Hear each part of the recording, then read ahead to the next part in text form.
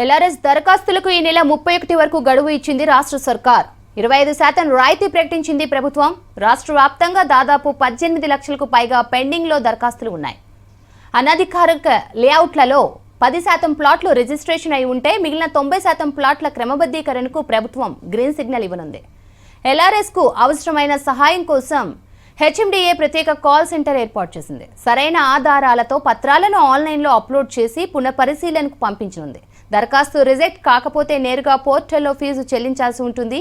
క్రమబద్ధీకరణ ఫీజుతో పాటు open space ఛార్జీలు చెల్లిస్తారా లేదా ఆప్షన్ ఎంచుకోవాల్సి ఉంటుంది. ఈ రెండు కలిపి చెల్లిస్తేనే 25% రాయితీ లభిస్తుంది. ఎల్ఆర్ఎస్ దరఖాస్తులకు ఈ నెల 31 వరకు గడువు ఇచ్చింది రాష్ట్ర సర్కార్. 25% రాయితీ ప్రకటించింది ప్రభుత్వం. రాష్ట్ర వ్యాప్తంగా దాదాపు 18 లక్షలకు పైగా పెండింగ్ లో దరఖాస్తులు ఉన్నాయి. అనధికార లేఅవుట్లలో 10% ప్లాట్లు రిజిస్ట్రేషన్ అయి ఉంటే మిగిలిన 90% ప్లాట్ల క్రమబద్ధీకరణకు ప్రభుత్వం గ్రీన్ సిగ్నల్ ఇవ్వనుంది. ఎల్ఆర్ఎస్ కు అవసరమైన సహాయం కోసం హెచ్ఎండిఏ ప్రత్యేక కాల్ సెంటర్ ఏర్పాటు చేసింది. సరైన ఆధారాలతో పత్రాలను ఆన్లైన్లో అప్లోడ్ చేసి పునః పరిశీలనకు పంపించనుంది. దరఖాస్తు రిజెక్ట్ కాకపోతే నేరుగా పోర్టల్లో ఫీజు చెల్లించాల్సి ఉంటుంది.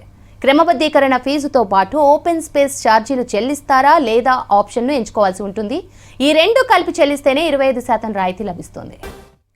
ఎల్ఆర్ఎస్ కు సంబంధించి మరిన్ని అప్డేట్స్ యాదగిరి అందిస్తారు. యాదగిరి, డీటెయిల్స్ ఏంటి? శ్రవంతి, గత 4 సంవత్సరాలుగా ఏవైతే ఈ ప్లాట్లకు సంబంధించినటువంటి క్రమబద్ధీకరణకు సంబంధించినటువంటి పెండింగ్ ఉన్నదో ఆ పెండింగ్కి సంబంధించి ప్రభుత్వం వాటికి గ్రీన్ సిగ్నల్ ఇచ్చింది. సో అందులో ఎవరైతే దరఖాస్తు చేసుకున్నారో దరఖాస్తు చేసుకున్న వాళ్ళందరూ కూడా ఈ క్రమబద్ధీకరణ చేసుకునే విధంగా వాళ్ళకు ప్రభుత్వం అవకాశం కల్పించడంతో పాటు 25% రాయితీ కల్పించింది. సో ఈ రాయితీ అనేది ఈ నెల 31 వరకు ప్రభుత్వం గడువు ప్రకటించింది. అంటే ఈ మార్చి 31 లోపు ఎవరైతే వీటిని ఈ పెండింగ్లో ఉన్నటువంటి ఎల్ఆర్ఎస్కి సంబంధించినటువంటి దరఖాస్తులు ఉన్నాయో వాటిని క్లియర్ కనుక చేసుకుంటే అందులో 25% రాయితీ ప్రభుత్వం ఇవ్వనుంది. అయితే ఏదైతే ఈ ఎల్ఆర్ఎస్ సంబంధించినటువంటి రిజిస్ట్రేషన్ ఉందో ఇది ఎక్కడనో ప్రభుత్వ కార్యాలయాలకు పోయో ఇంకెక్కడనో తిరిగి ఇబ్బంది పడకుండా ఏవైతే సబ్ రిజిస్ట్రార్ కార్యాలయాలు ఉన్నాయో ఆ సబ్ రిజిస్ట్రార్ కార్యాలయాలనే వీటికి సంబంధించి రిజిస్ట్రేషన్ చేసుకునే విధంగా ప్రభుత్వం అవకాశం కల్పించింది. దీంతోపాటు ఇక ప్రత్యేకంగా హెచ్ఎండిఏకి సంబంధించినటువంటి అధికారులు ఒక కాల్ సెంటర్ను కూడా ఏర్పాటు చేశారు. 180059998838.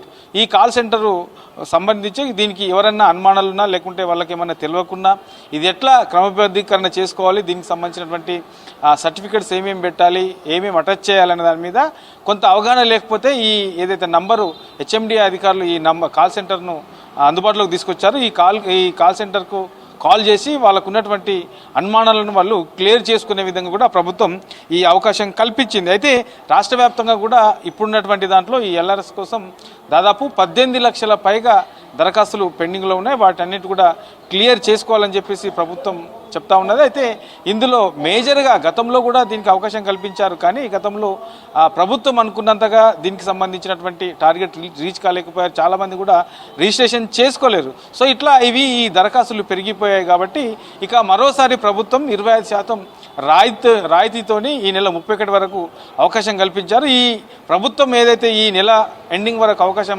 కల్పించిందో దీన్ని ఇప్పటి వరకు ఈ ఎల్ఆర్ఎస్ కోసం పెండింగ్ దరఖాస్తులు ఉన్న వాళ్ళందరూ కూడా ఎదురు చూస్తున్న వాళ్ళందరూ కూడా ఇది మంచి అవకాశం అని చెప్పొచ్చు. దీన్ని వినియోగించుకునే అవకాశం కూడా ఉంటుంది. ఇక ఇందులో మనకు చాలామంది కూడా ఎక్కడెక్కడ కార్యాలయాలు ఎక్కడికి వెళ్ళాలి, ఎక్కడ చేసుకోవాలి, దీనికి సంబంధించినటువంటి ప్రాసెస్ ఏంటి అనే దాని మీద కొంత కన్ఫ్యూజన్ గురయ్యే సిచ్యువేషన్ కూడా ఉంటుంది. కాబట్టి దీనికి సంబంధించి వెబ్సైట్లోకి వెళ్ళి దాంట్లో చదువుకోవచ్చు. తర్వాత ఈ కాల్ సెంటర్కు కాల్ చేసి కూడా వాళ్ళకు ఉన్నటువంటి డౌట్స్ను క్లారిఫై చేసుకునే అవకాశం ప్రభుత్వం కల్పించింది. సో ఇప్పటి వరకు ఉన్నటువంటి పెండింగ్ దరఖాస్తులకు సంబంధించి కూడా వాళ్ళందరూ కూడా క్లియర్ చేసుకోవాలని చెప్పేసి ప్రభుత్వం చూసింది. అయితే ఇందులో ఈ 25% రాయితీ అనేది ఇందులో కొంత 2 రకాలుగా ఉన్నది. ఇందులో ఏదైతే ఈ ప్లాట్స్ ఉంటాయి, తర్వాత వీటితో పాటు మిగతాకు సంబంధించి ఇప్పటి వరకు కొన్ని అపార్ట్మెంట్స్ కట్టడానికి సంబంధించిన వాటి కూడా ఉంటాయి. దానికి సంబంధించి కూడా ఇది రిజిస్ట్రేషన్ చేసుకొని ఉన్నాయి. సో ఈ రెండిట్లో ఓపెన్ ప్లాట్స్తో పాటు ఈ ఏదైతే ఈ ప్లాట్స్ ఉంటాయి వీటికి సంబంధించి ఈ రిజిస్ట్రేషన్ పెండింగ్లో ఉన్నటువంటి దరఖాస్తులకు సంబంధించి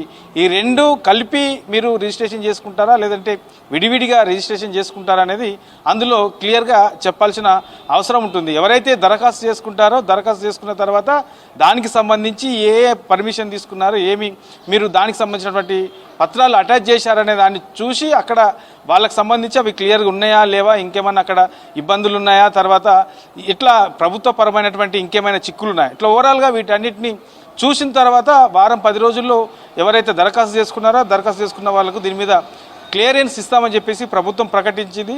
సో ఈ నెల 31 వరకు ఈ అవకాశం ఉంది కాబట్టి దీన్ని ప్రజలందరూ కూడా వినియోగించుకోవాలని చెప్పేసి ప్రభుత్వం చెప్తా ఉన్నది కనుక ఈ నెలలోపు కనుక ఇవి చేసుకుంటే ఈ దాదాపు 18 లక్షలకు పైగా ఈ పెండింగ్ దరఖాస్తులు ఉన్నాయి కాబట్టి దీంట్లో మరి ఈసారి అయినా ప్రభుత్వం ఏదైతే 25% రాయితీ కల్పించింది కాబట్టి ఈసారి అయినా పూర్తి స్థాయిలో ఈ పెండింగ్లో ఉన్నటువంటి దరఖాస్తుల విషయంలో ప్రజలు ముందుకొస్తారా లేదా చూడాల్సిన అవసరం అయితే కనబడతా ఉన్నది. ఎందుకంటే గతంలో కూడా ఆశించిన స్థాయిలో రాలేదు, చాలామందికి సంబంధించినటువంటి ఈ రిజిస్ట్రేషన్ చేసుకోలేరు, కానీ వాళ్ళు ఈ క్రమబద్ధీకరణకు రాలేదు కాబట్టి ఈసారి మరోసారి ప్రభుత్వం అవకాశం కల్పించింది. ఈ విషయంలో కొంత అధికారులు కూడా చొరవ చూపాల్సిన అవసరం ఉంది అని చెప్పేసి చెప్పారు కాబట్టి ఈసారి మరి ఎట్లా ముందుకెళ్తుంది ఏంటి అనేది చూడాల్సిన అవసరం అయితే ఉన్నది. శ్రవంతి. రైట్, అదిగిరి, థ్యాంక్ యూ.